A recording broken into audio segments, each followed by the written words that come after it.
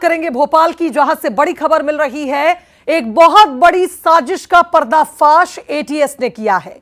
ATS की छानबीन में कई बड़े खुलासे हुए हैं।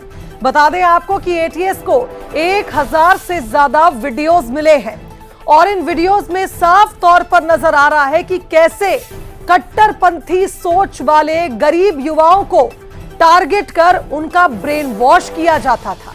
ब्रेन वॉश का गंदा खेल खेला जाता था ताकि ये युवा आतंकी संगठनों से जुड़ सके।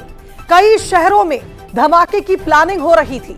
सूत्रों के हवाले से खबर मिली है कि 1000 से ज्यादा वीडियोस एटीएस को मिले हैं। सभी वीडियोस लगभग युवाओं के ही हैं, जिन्हें किस तरह से ब्रेन वॉश किया जा रहा है, कैसे बरगलाया जा रहा है कि वो देश विरोधी गतिविधियों में हिस्सा लें, आतंकवादी बने।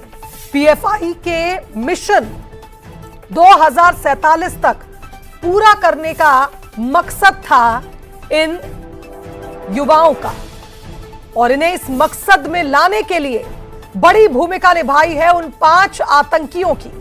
5 आतंकियों ने भूमिका निभाई है, जिन्हें गिरफ्तार किया गया और कोर्ट में पेश किया गया। सहयोगी सूरज का रुख करेंगे, हमारे साथ इस खबर पर लाइव जुड़ रहे हैं। सूरज, एटीएस ने 5 ऐसे गुर्गे पकड़े थे जिनका सीधा कनेक्शन था पाकिस्तान में बैठे आतंकी संगठनों से।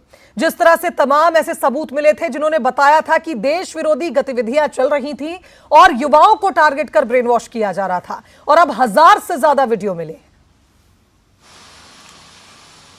देखिए, बिल्कुल ये बात सही है। इस तरीके से लगातार एटीएस पूछताछ कर रही है और फराज है जो 5 आरोपी गिरफ्तार हुए हैं, तो कई हजारों की संख्या में उनके पास से वीडियो मिले हैं। ये वीडियो वो हैं जो खासतौर से पब्लिक जो स्थान होते हैं जहाँ पर खासतौर से हम देखते हैं कि फुटप्रिंट ज्यादा होता है।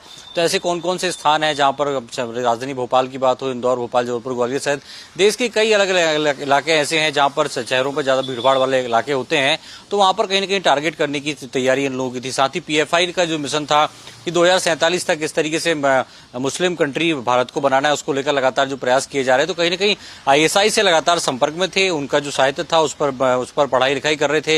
इसके साथ ही वीडियो के आधार पर तय कर रहे थे कि कहां पर मुफीद होगा, कौन। जिस तरीके से हमने देखा पिछली बार भी जैसे आतंकियों से पूछताछ हुई थी, तो 15 अगस्त 26 जनवरी के स्थान पर कहीं ना कहीं बड़े ब्लास्ट की तैयारी उनकी आतंकियों की थी। तो वैसा ही लगभग इन 5 जो आतंकी पकड़े गए उनके उसी मॉड्यूल पर भी ये लोग काम कर रहे थे, लेकिन लगातार एटीएस पूछताछ कर रही है। और भी हो सकता है कि इनसे जुड़े जो और भी लोग हैं अलग अलग शहरों में, अलग अलग राज्यों में छुपे लोग हैं, उनसे भी कहीं ना कहीं एटीएस उनको भी जो उनके ऊपर भी खासतौर से धरपकड़ कर सकती है।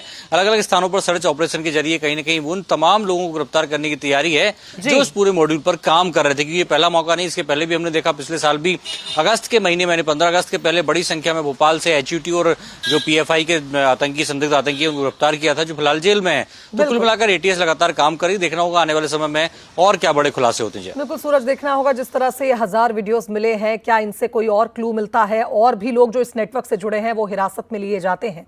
बहरहाल बहुत शुक्रिया आपका तमाम अपडेट्स के लिए।